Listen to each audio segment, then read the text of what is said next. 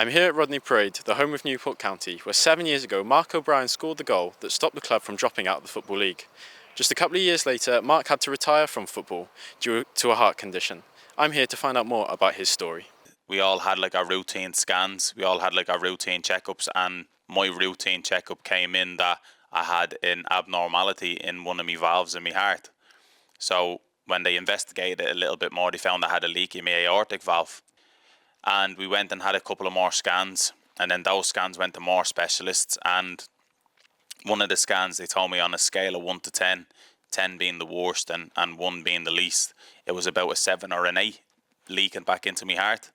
And I remember he came in, he just put his notes on the table and he had this model heart in his hand and he said, "Mark, your heart is 3 times the size of what it should be, and if you don't have this operation done this year, you're going to die." And he told me I'd be lucky to play down the park with my friends, let alone play professionally again.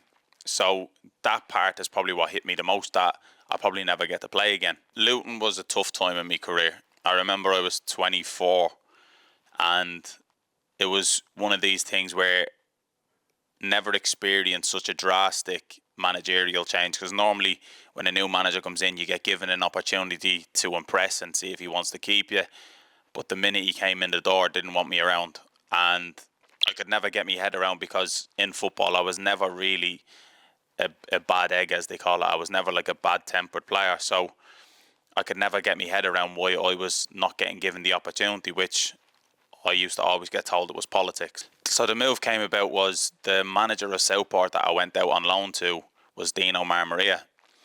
And then he ended up getting an assistant managerial role with Graham Wesley at Newport. So I remember it got to around January time of that year, and I texted Dino Marmaria saying, "Look, I need to get out of Luton. Is there any opportunity to come to Newport?" He said he would speak to the manager, and one thing led to another. I ended up meeting with Graham Wesley, and he was bringing in 12 new people. Newport were bottom of the league. He wanted to try something different. So, as I said, I just had to go to that meeting with no confidence whatsoever and kind of talk myself up and big myself up to say, "Look, I can come in and do this. I just need to play," and all the stuff that any footballer would say. It was kind of an all or nothing move. But when I was coming off the back of not playing for nearly 10 months, it was an opportunity I could never refuse. So I remember I shook his hand on that day, and then from that January till the end of that season, I played 20 odd games, and we got ourselves back to the last day of the season against Notts County, which, as I said, is probably one of the reasons I'm probably still here for. I scored my very first EFL goal in the 89th minute to keep Newport safe from relegation, which for me was something that really cemented me here, but it almost gave me that realisation that everything happens for a reason. So for the fact of never giving up through my whole career, that one little moment that you wait for was the moment that happened here at Newport. And as I said, I'll always look back and be grateful for it, but that move to Newport was something that had like really saved my career. And I remember there was one evening I was just sitting at home and I just got like a massive thump in my chest, and I could feel my neck pulse and I could feel my hands getting clammy. I could feel myself getting breathless, and I didn't know what it was. And I remember I had to phone our club doctor. He told me it's probably nothing to worry about. I went for the scan in Cardiff and then found out that my valve was leaking, but I got told it was leaking very badly this time. When he told me it was leaking again, I remember I just burst into tears because I knew my career had stopped and I knew my career was over.